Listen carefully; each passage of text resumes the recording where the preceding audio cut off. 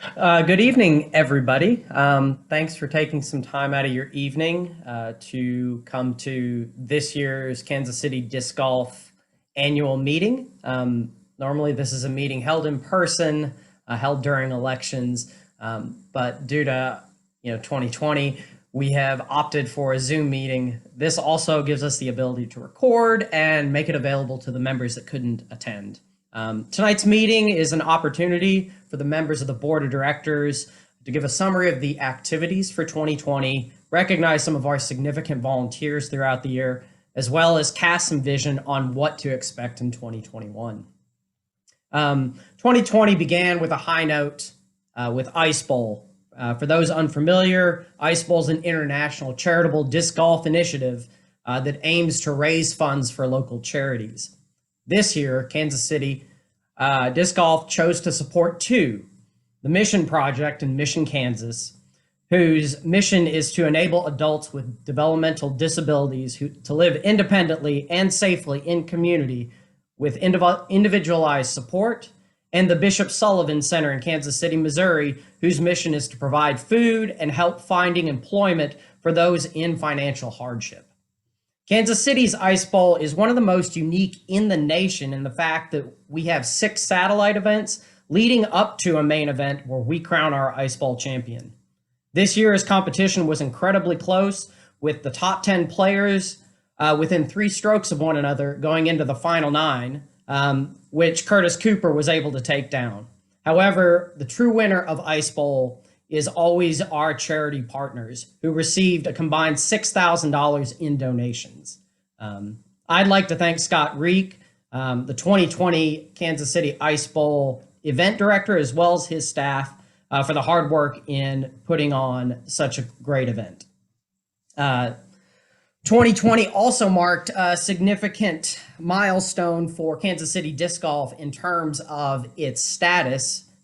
After 18 months of work since the founding of the organization, the federal government recognized Kansas City Disc Golf as a federally approved tax-exempt 501c3 nonprofit. It'd be impossible to begin to look at 2020 without mentioning the coronavirus pandemic. In March, as news began to filter out about the pandemic, the board of directors made a difficult decision to postpone leagues and all approved events, after which a lot of our parks partners followed suit, preventing organized activities within those parks.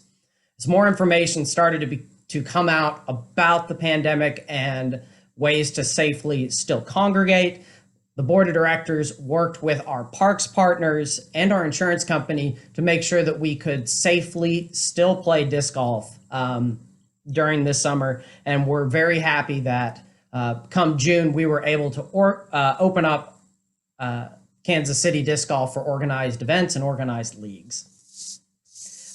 So because we had a shortened league season this year, our league season started in earnest in July. We still had over 1,800 rounds of unique rounds of disc golf played during that league season from the beginning of July to the end of September.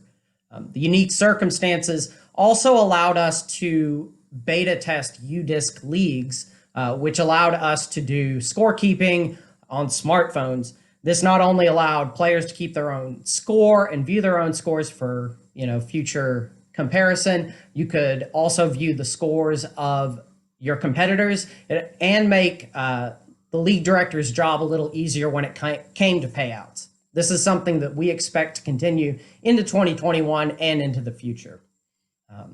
I'd like, as one of the people who was responsible for organizing leagues, I'd like to take a minute and thank those who stepped up this year and ran a league or ran part of a league for any part of the season. We really appreciated it.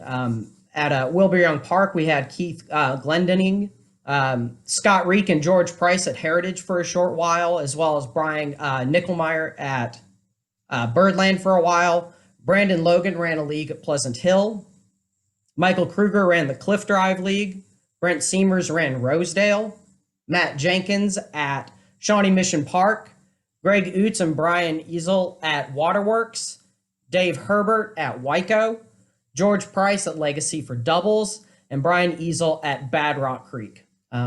Kansas City Disc Golf is a volunteer organization, and without those people stepping up, league doesn't happen. So you're what makes it go. Also, due to the pandemic, the 38th annual Kansas City Wide Open was postponed indefinitely in June. We weren't sure exactly how we were going to be able to run it or if we were going to be able to run it. But due to the great volunteer base that we have in Kansas City, Jerry Patterson stepped up as tournament director and Michael Kruger stepped up as an assistant tournament director.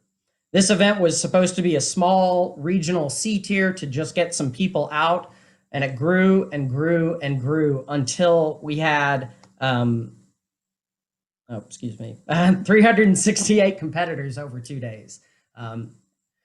At 368 competitors, it was not only the largest Kansas City Wide Open, but the largest PDGA event, C-tier event in history.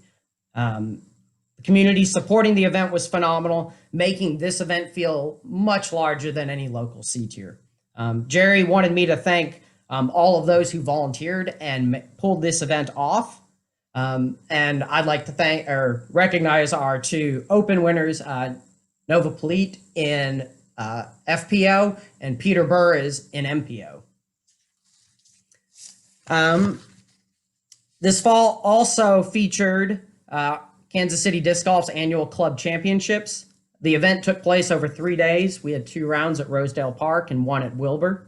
I wanted to at least give a mention to Brent Seamers, the event director for that, who will present the winners and things about that event shortly. As we bring 2020 to a close, I wanted to take a moment and highlight the current popularity of disc golf. The sport at a professional level is getting a lot more coverage. We can look to CBS and ESPN, both of who chose to cover post-produced disc golf events. It's common to see YouTube channels with over 100,000 subscribers dedicated to disc golf. And that type of change is filtering down into the local community like Kansas City. With coronavirus pandemic forcing people to find new outlets for physical exercise, Kansas City has seen a large influx of new disc golf players as disc golf caters to outdoor, socially distanced restrictions in the current climate. While 2020 has been a tough year for everybody, our sport and our community has seen a boon in participation. Kansas City Disc Golf started March with 120 active members, and we've seen that number grow to about 420 members. I'd like to thank both new members and some of our returning members that believe in the vision of Kansas City Disc Golf. This is also translated into more people looking to give their time and talent as a volunteer within the organization. Election Director Rick Rothstein will have more remarks later in the presentation about our election, but we had a lot of first-timer people who decided they wanted to run for the board this year, which is an amazing thing to see. I think that one of the primary responsibilities of somebody who sits on the board of directors is to find ways to empower and engage people wanting to volunteer within our organization, as without volunteers, we're nowhere. As we look forward to next year, I'd like to highlight a couple of events that are already on our radar. The first is 2021 Kansas City Ice Bowl. While we're pretty sure that event will look a little different than it has in the past due to coronavirus in the winter, we are still committed to giving charitable contributions to organizations that need charitable contributions more than ever. Scott Reek will once again be stepping up and volunteering and working with Rick Rothstein, for those not familiar, who is the original Ice Bowl instigator, to make this a really interesting, really special event for this year. The other event on our schedule is our 39th annual Kansas City Wide Open. After seeing the success we had in the fall with the Kansas City Wide Open, we've decided to continue that and keep the event in the fall. This year it'll be scheduled September 24th through September 26th. And Jerry Patterson will once again be the tournament director. We can expect more information about that this coming spring as those details get sorted out. Again, I'd like to thank you for your time this evening, and for everybody who plays and everybody who volunteers to make Kansas City the best city to play disc golf in the world.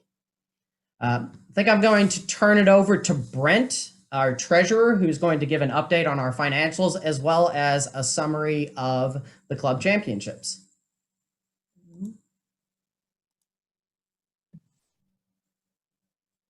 Thanks, Chris. Appreciate that. Can everybody hear me? Perfect. Hey, I wanted to give a quick thanks to all of the members this year. We've really stepped up our membership, and that goes to the growth of the sport, but also the tremendous community we have here in Kansas City. First, I'll go over our financial position and kind of explain where we are, and then I'll talk a little bit about the club championship. As a general overview, our financial position and situation is very strong. Our cash on hand has grown by over $14,000 since this time last year. We have basically $23,000 in cash in the bank between our PayPal account and our physical bank account. We have three primary sources of revenue in a typical year. We take league revenue from the leagues the club runs. And although that's a little down over last year, it's not down as much as you would expect with having basically 3 months of the season not exist from a league standpoint. We take in tournament revenue from events that happen, $2 per player for a C tier that happen on our courses. The revenue from that is basically the same as it was the year before, and that's because we've had a large increase in the number of tournaments that did happen. The number of players, participants in each of those events was much larger than it normally is. And our membership is our third main revenue stream, and it is up considerably as we've collected nearly $8,000 in the last 11 and a half months on membership.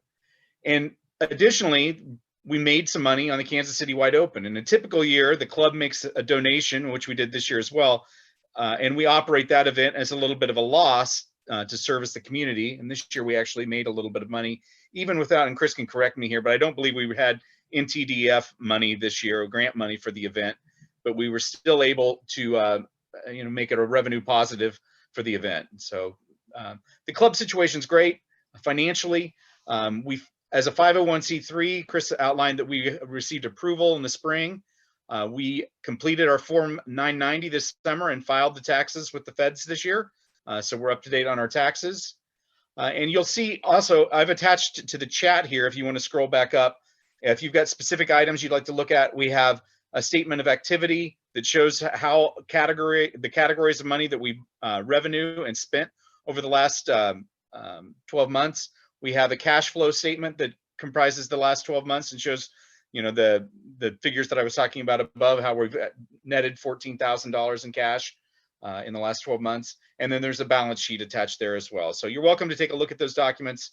And if you have any questions, reach out to me or submit a question to the board or on Facebook about that. So our club financial situation is strong. Looking forward to passing the torch off to a new board member, hopefully in the new year, to keep that work up.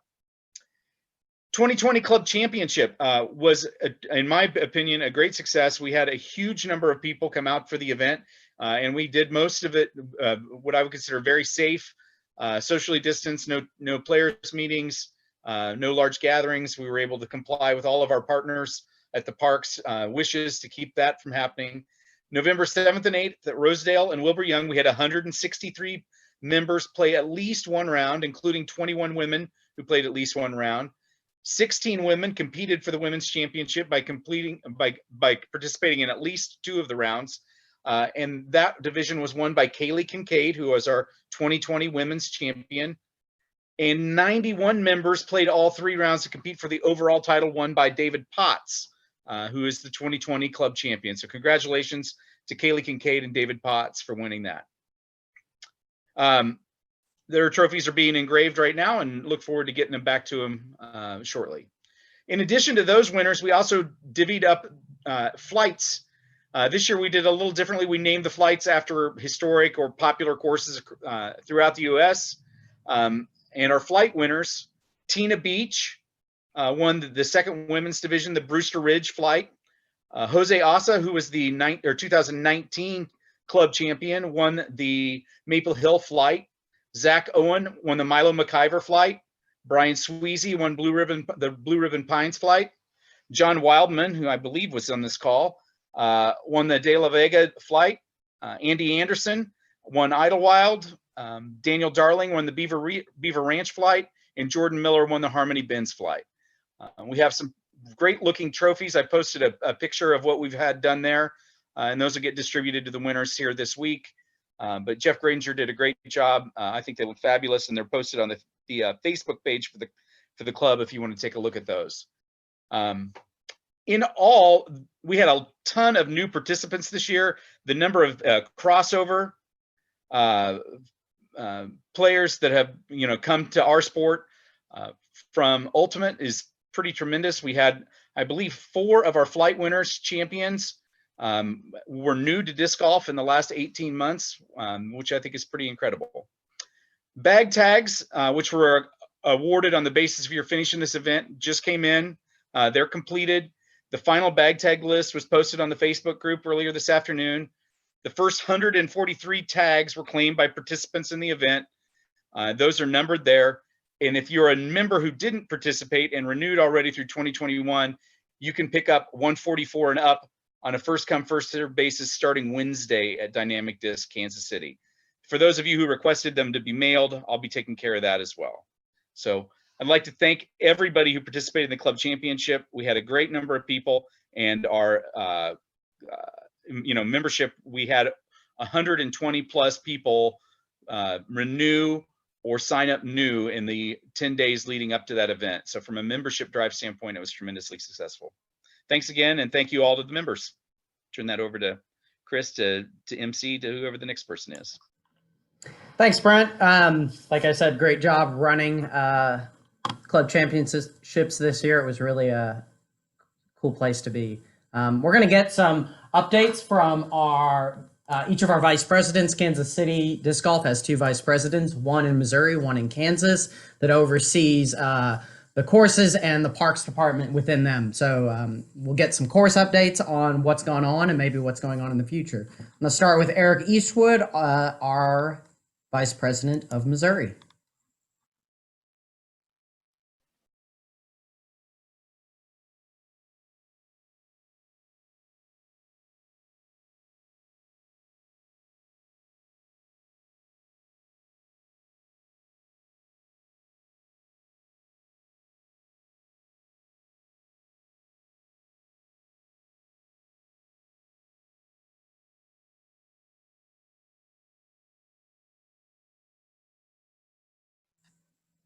Eric, can't hear you yet. Oh. Well, how about you want me to go to Pete? I'll go to Pete first while you figure things out. Hey, Pete, let me get you unmuted.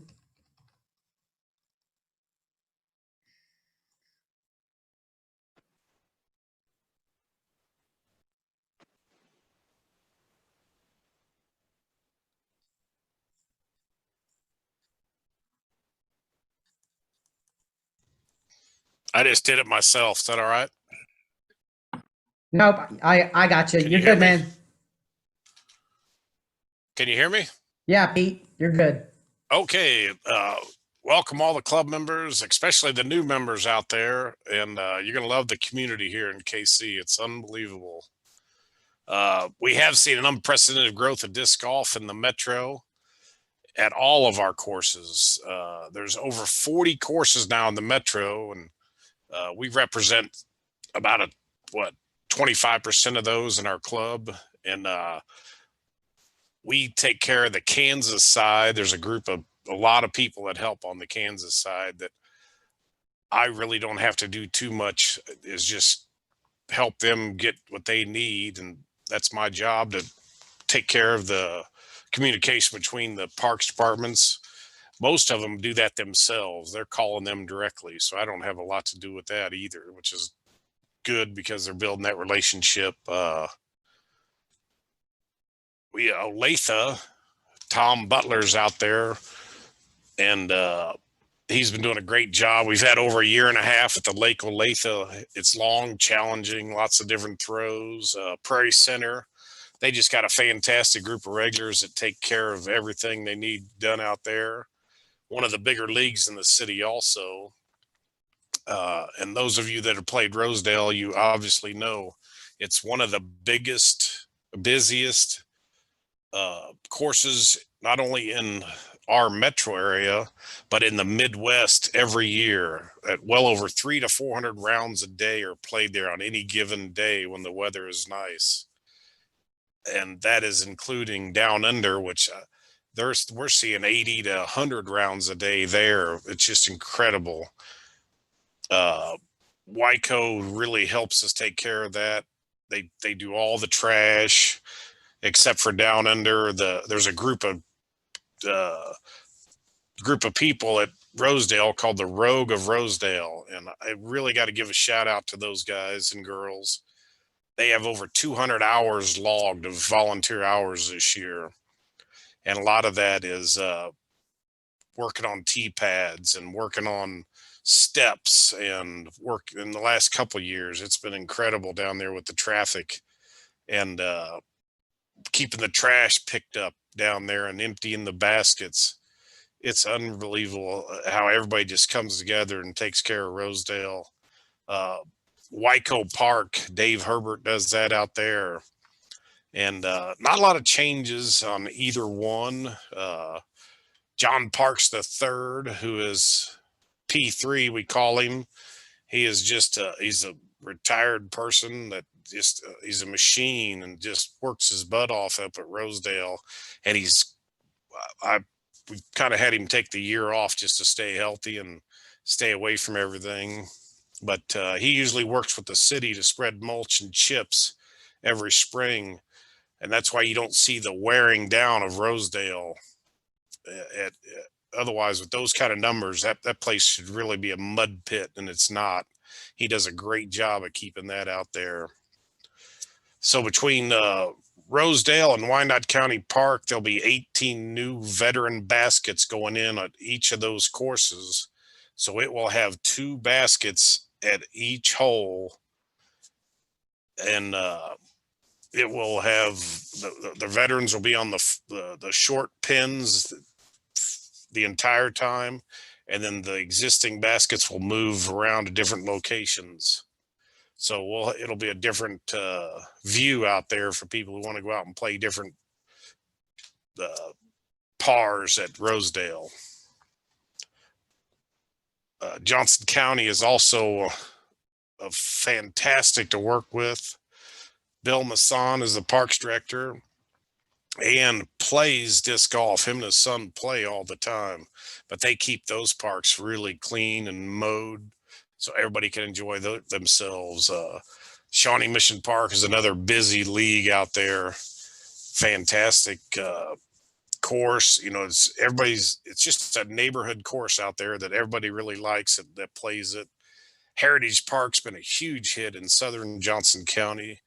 And this year they've added 9 baskets. So every par 4 has 2 baskets on it.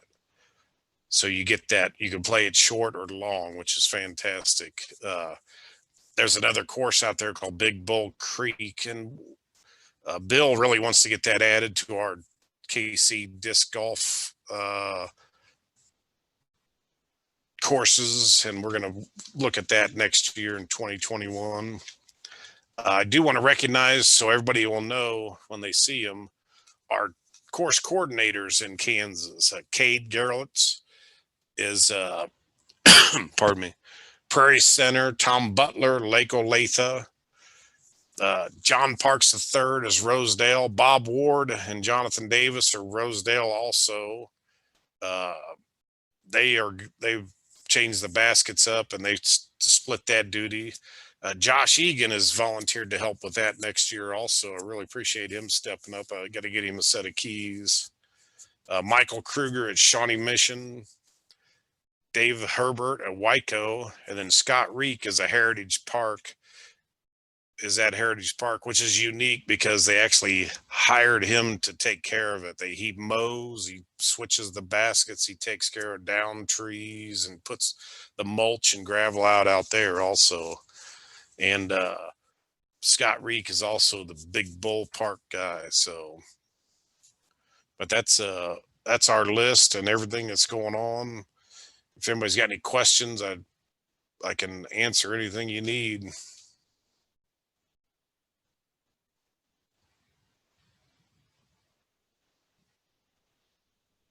Matt is actually he helps with that was a question if Matt Jenkins was the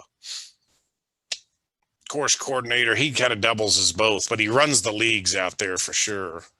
And he helps with the course coordinator. Michael Kruger we kind of give them both credit on that. So yes, Matthew Jenkins does a lot out there also.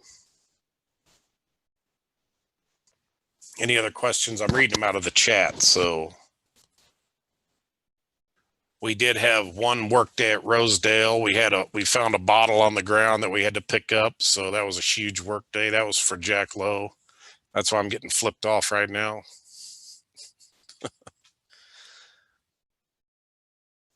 Well, that's all I got, Chris. Unless somebody's got anything else, I'd love to help them.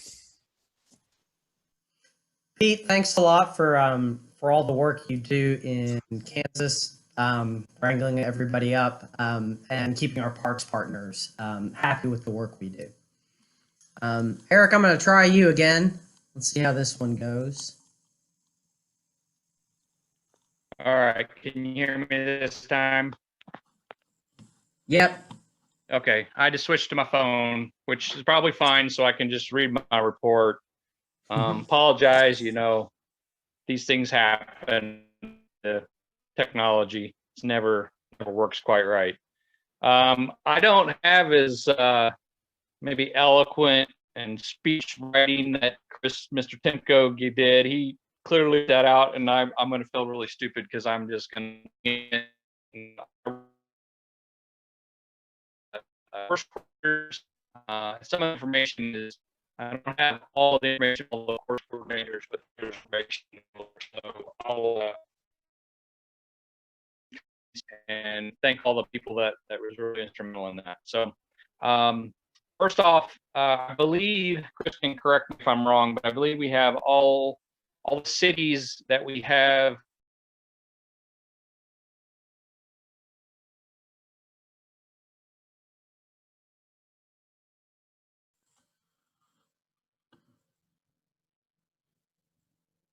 Hey, Eric, we may have lost you there.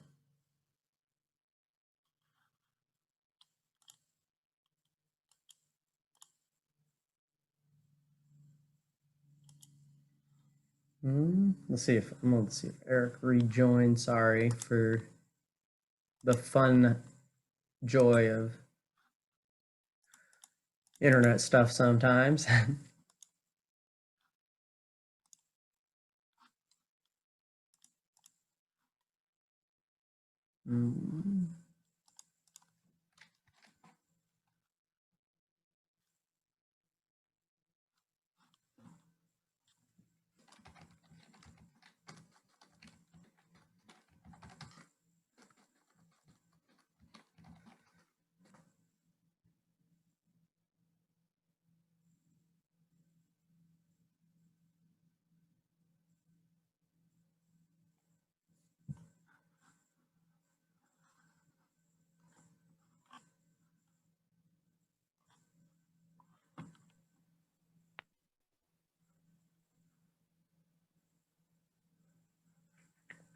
Can you hear me now? Yeah, there we go. All right, I'll start over. What I was saying probably crashed, who knows? But what I was saying is that we have MOUs in place with all of the courses that we have on the Missouri side. Eric, step into the internet signal. I'm trying.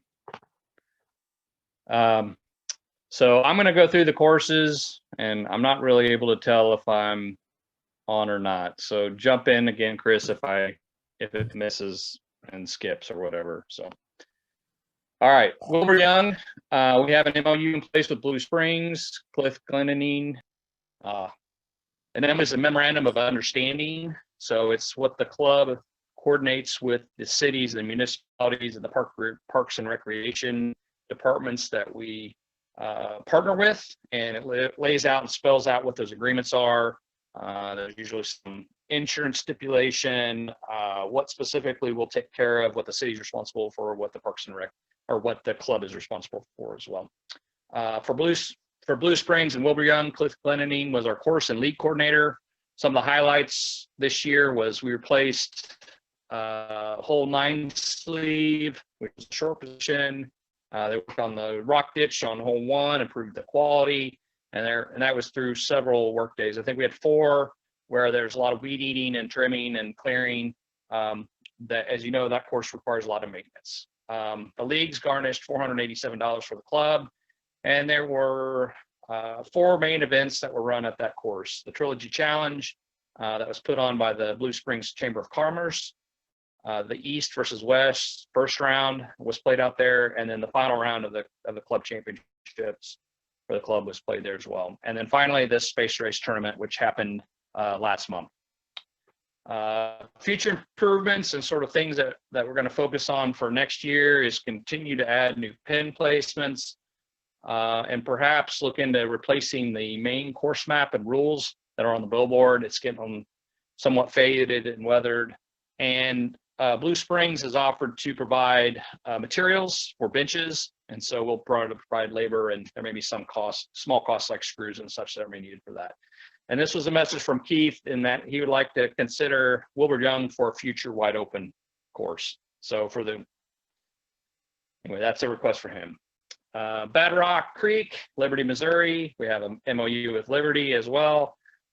Josh Kujawa, Captain Cujo, is the course coordinator, and he said he will continue in 2021.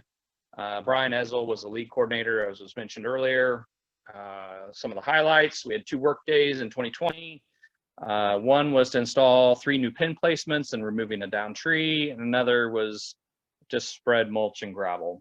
There were weekly leagues, April through September. And I don't have the league numbers for that one, but I know it was a very popular league. And there's still continue to run some glow doubles leagues at the moment. Liberty Gold was the only PDGA event held there. Future improvements, new par 4 setting on 11 would like to be installed. Continued gravel, mulching and gravel on certain holes, which we can get materials from Liberty Parks and Rec.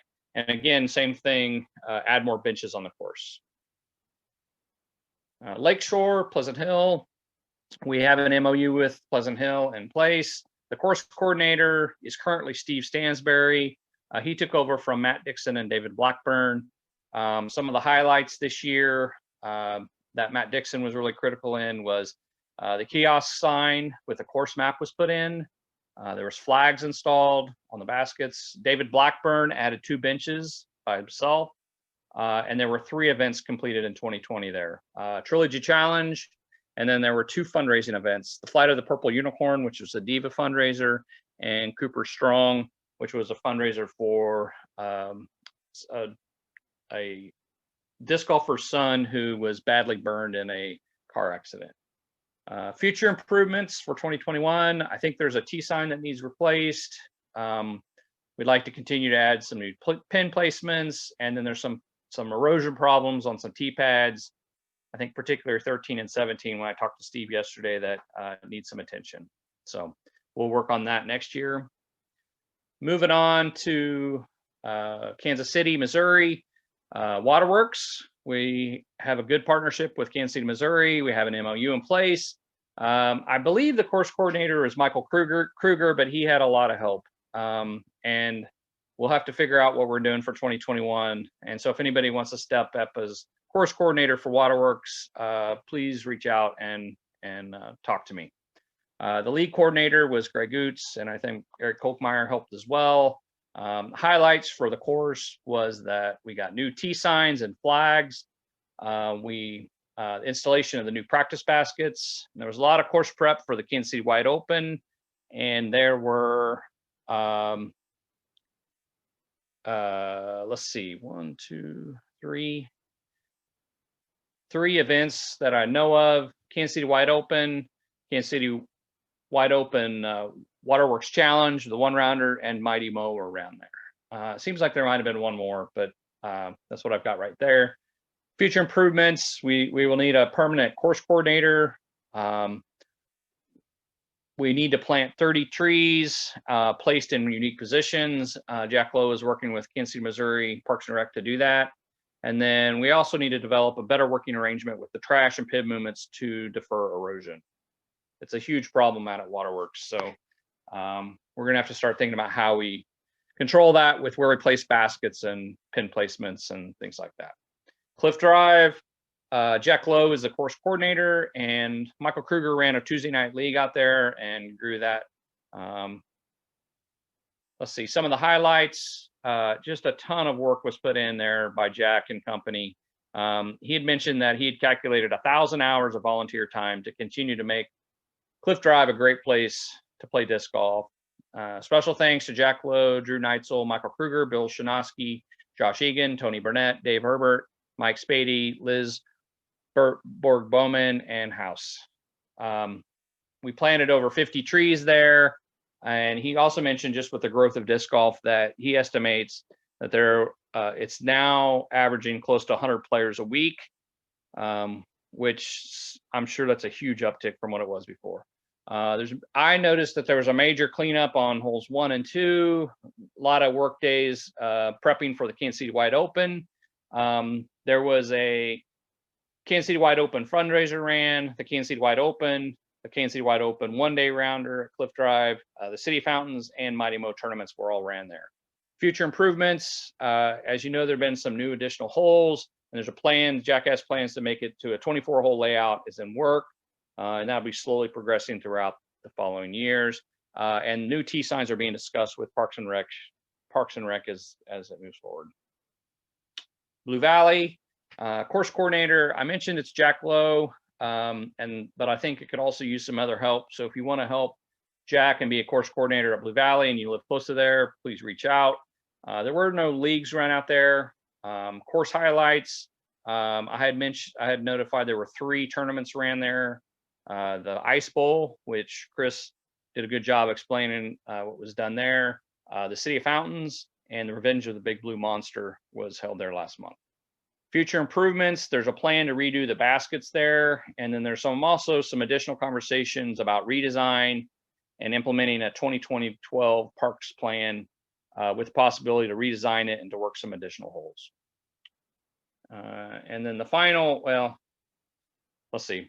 The last, I think, official KC Disc Golf club course is Swope 2.0 Kansas City. Course coordinator is Jack Lowe. Right now it's so new, there is no league year there, but there has been some discussion about that. Course highlights is that it's in the ground. So we have tee pads and baskets were installed, which is phase 1 of the plan. And it was used for Kansas City Wide Open and the Kansas City Wide Open 1-rounder. Future improvements is to complete the phases 2, 3, and 4 for that course. And a couple other ones that I think technically probably part of Kansas City, Missouri, but are pretty small, but I'll just mention them briefly. Hidden Valley, there's 9 holes there, and there's plans that Jack is working on to continue to move towards an additional 9 baskets, and funding for that is being discussed. And then there's plans for a new 9-hole beginner course at Bud Park. I want to mention just a couple other things just because of the growth of disc golf. And we have so many other courses that are in the metro area. Not all of them are club courses, but they could be. We've had some discussions about them. We've had some with the Parks and Recs department. So there's a Legacy Park and Lee Summit, really no major announcements. Rec Park and Raymore, no major announcements. Cleveland Lake in Belt, Missouri, we've done major work there. It's been redesigned and tee pads were installed. Lee Summit, there's a 9-hole course called Howard Park that was installed in 2020. Hobby Hill and Gladstone, there's a new 18-hole course installed. I think mostly in 2019, but then really with tee pads and everything finalized this year in 2020. Epic KC, so Independence has got really 3 new courses, Epic North and Epic South, 2 18-hole courses, and then Drum Farm Disc Golf course is open to the public every first Saturday of the month. It has 18-hole courses as well. There's a couple other ones that people may not know about. There's a James A. Jackson Park in Lone Jack, Missouri. It's a new 9-hole course installed. And then I just learned about this one yesterday called Pleasant Valley, which it has a Liberty, Missouri. And someone told me it's the best 9-hole course in the metro area. So I think that one's about 6 weeks old, is what I was told. So that's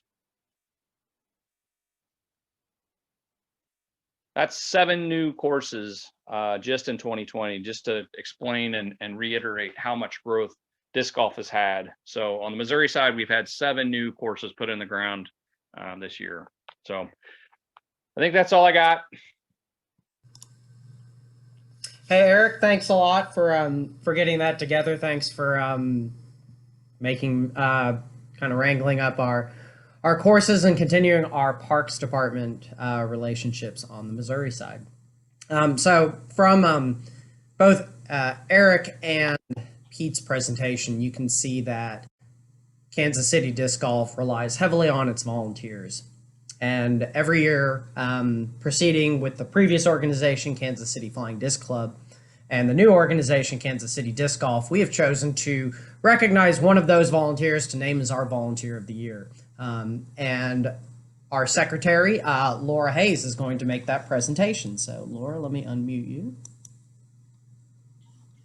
All right, can you hear me? Yep. Okay.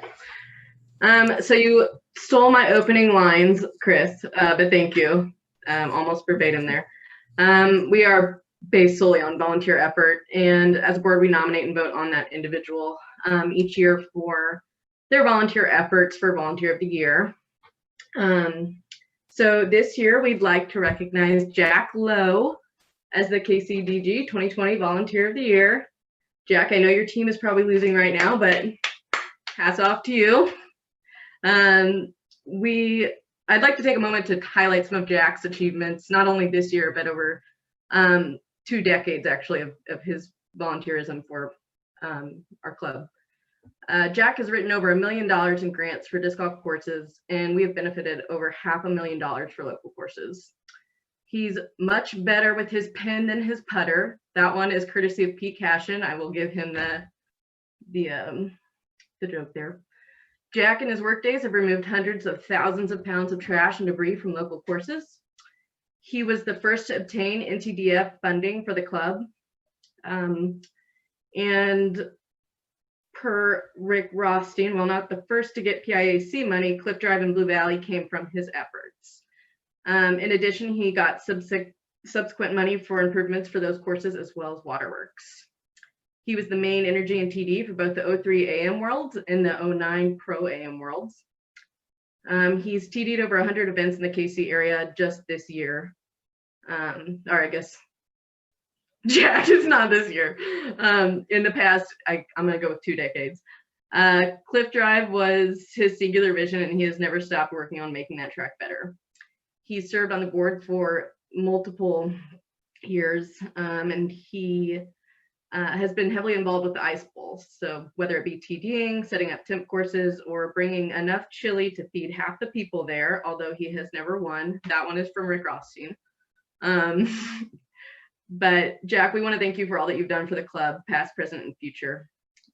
Hats off to you. Congrats. Hey, Jack, would you like to say anything? Yeah, he does. That's a mistake, but we'll go ahead and unmute Jack. Yeah, and the Steelers just threw an interception with under 2 minutes, so I'm a little yeah, everybody can quit cheering about the Steelers. No, thank you, though. Thank you very much. It's been it's a love battle here in Kansas City. Obviously, when I first moved here in 1999, well, moved back from Chicago, hooked up with Rick because one of the things I enjoyed most was always coming back to Kansas City to play disc golf prior to my time in Chicago, and anything I could do to help. And Rick kind of pushed me in the direction of joining the club and doing everything else. And as Laura was, mentioning quite a few things I've done over the years. It's a passion of love for the sport. Clearly, my putter doesn't know how to work, so that was spot on with Pete. Rick's spot on with the chili. I've gotten second once. I still use the skillet I won. So my phone's blowing up right now because everybody's letting me know the Steelers are losing. So I do have that cross to bear, but I am excited. Keenan's in the background. Go, yeah. And it's not done by me. It's done by everybody, the volunteers that help. I am saddened that we've only got about 20 some odd people on this call, but hopefully we'll see it, and move forward, because the growth is definitely there. We continue to do that. We just, as an organization, I think we've got to look forward to getting that energy out on our courses to help maintain and improve the courses, not just utilizing it for our own fun, but if we can all spend a couple hours, even a year on the courses to help them make them better, it's going to improve our course and quality across the board. Thank you very much. I was shocked to hear my name. I don't do it for any accolades. I really just do it to try to make everybody else's life better. I figure if it makes mine better, it's going to make others better. And what can I do to have that happen? So thank you. Thanks, Jack. On my personal note, the first time I met Jack, well, Jack just left. Well, I met him in Iowa City at a tournament at Peninsula Park, like when I was there in grad school. But when I moved here in 2007 from grad school, the first league I ever played was Cliff Drive. And Jack introduced me. He said, hey, there's a board of directors for KCFDC, the organization that precedes this one, and said, hey, maybe you want to get involved. So Jack is the reason I'm here doing what I'm here doing, and I'm sure he's influenced a number of other people. So thanks a lot, Jack. Our last order of business tonight. So generally our annual meeting is followed by club elections. And this year, club elections, due to our inability to meet indoors in a large group, moved virtually, something that Rick Rothstein did a fantastic job of envisioning and seeing through for this year. So Rick's going to give a quick presentation on the outcome of elections and introduce our new board members. So there you are. So Rick, you're good. Okay, good evening. Actually, even before the pandemic descended, I had been dissatisfied with the process, how we have done elections in the past. In the recent past, we've bribed people to come there with a meal and some libations, and that has sort of worked. We would get 70, 80 people. Then we'd vote after dinner and there'd be like 60 votes. But the pandemic did force us into trying something different. And I think it turned out rather well in that we had 186 voters out of 415 ballots that were sent. 5 of those bounced. So we're roughly at 40% of our membership, which is pretty darn good. And the exciting thing, we got a lot of new people that showed up and ran. And I want to thank the candidates who did not this year garner enough votes, but hopefully you all will stay involved, stay aware, and there are a lot of good ideas that these candidates put forth. So thank you to Michael Balancio, not sure on the pronunciation, Josh Egan, Keith Prinky, and Kerry Rivard. Thank you again for running. We did manage to get 2 new people elected to the board. However, they're not totally new. One of them was Jack Lowe. And as I told Laura, he's been on so many boards, nobody really knows how many. And Anna Hare came back after she made a brief appearance on the board, I'm guessing 4 or 5 years ago. And we also brought back 2 incumbents, Chris Timko and Brent Seamers. So congratulations to everyone. I think this is the way we should do elections going forward, but that will be the province of the new board. Thank you, everyone. Thanks, Rick. Thanks for that presentation. That's our last Order of business for tonight. I'm taking a look at the chat to see if anybody had any additional questions or something that board of directors members could answer. So I'll give you all 30 seconds if nobody writes anything. PDGA funds 150. That's a Brent question.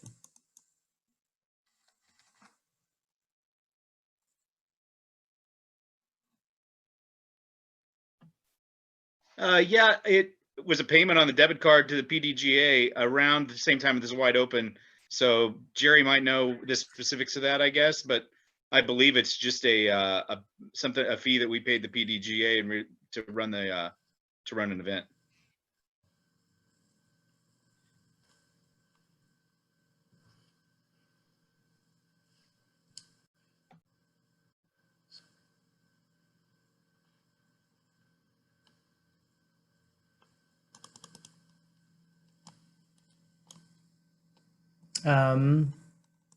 Yeah, Jack, I think that Brent just breaks them down, fees from the events. I could probably go look back at that and maybe follow up with you, but my guess is it has something to do with one of the after fees we pay to the PDGA. I'd have to go look at it. It does seem light, so I've got to go look at it. 'Cause I can probably, if you give me 1 second, I'll tell you how much I paid the PDGA. Nope, not there.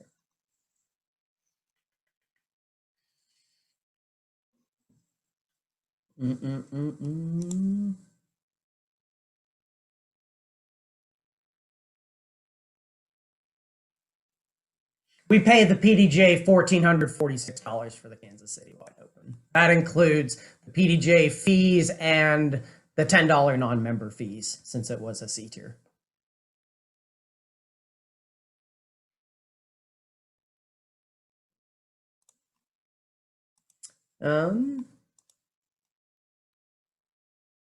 Any other questions we can answer tonight? One of the other things I quickly wanted to mention, because Jack told me to, just wanted to give a shout out to Crispian, who, if friends with her on Facebook, know that she has severely messed up her ankle, has like 6 pins in it right now. So we wish her the best to get better. Phenomenal woman that that donates time to disc golf and Kansas City Disc Golf Divas. The other thing I wanted to quickly mention that wasn't asked, but I'm sure somebody will be, December is a transition meeting for the board of directors. We invite the new board of director members in to see what the process looks like. They don't take office till January, but they'll be there kind of going through the transition. We also approve the initial 2021 event schedule in the December meeting. Scott Reek's been working with a lot of the existing events and things like that. We normally approve those events all at once and then approve events as they come in after that. So the 2021 KCDG schedule should be out sometime before the end of the year.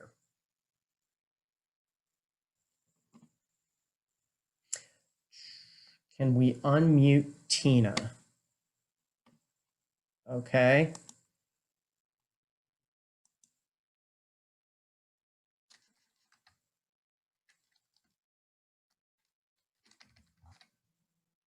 I guess I got to unmute Jerry.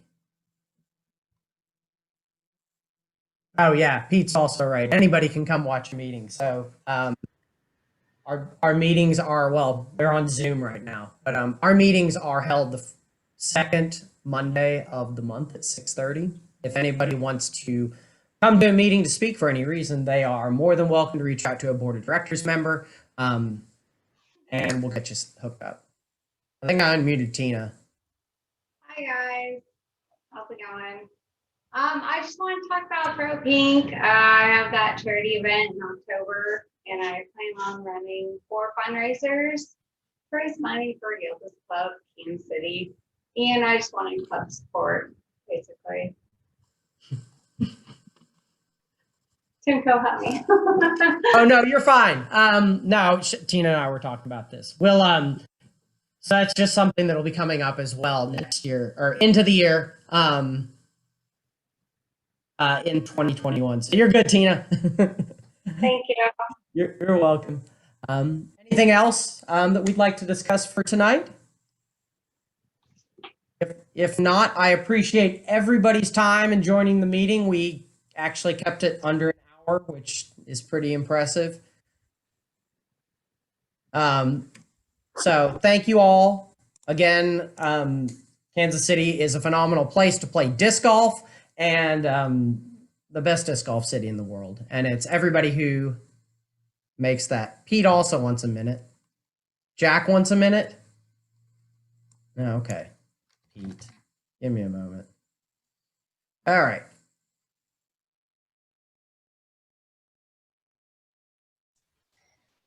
Hey, I just wanted to thank Chris Timko for putting this together. The new club, the leagues, he put in a lot of hours this year, and he really just needs to be recognized for all the effort he's been putting into this thing. It's incredible.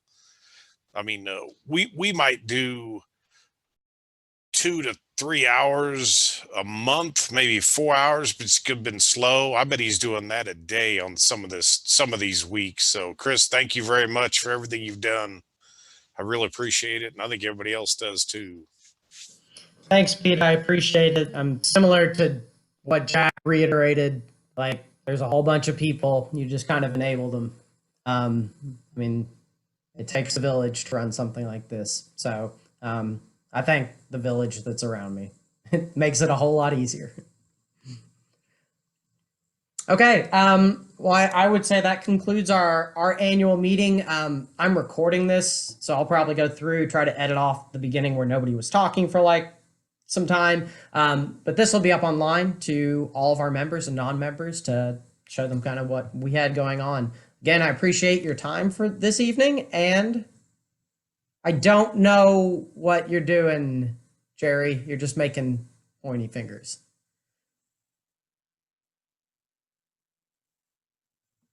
Okay. Jack wants another minute. Okay. No, Jack doesn't want another minute.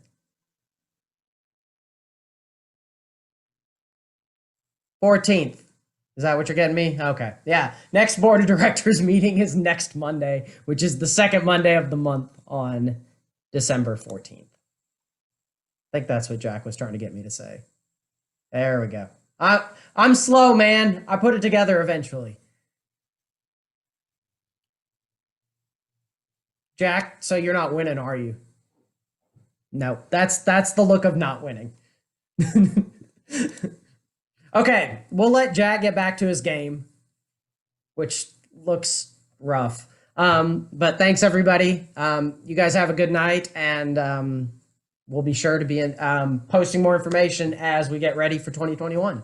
So thanks, everybody.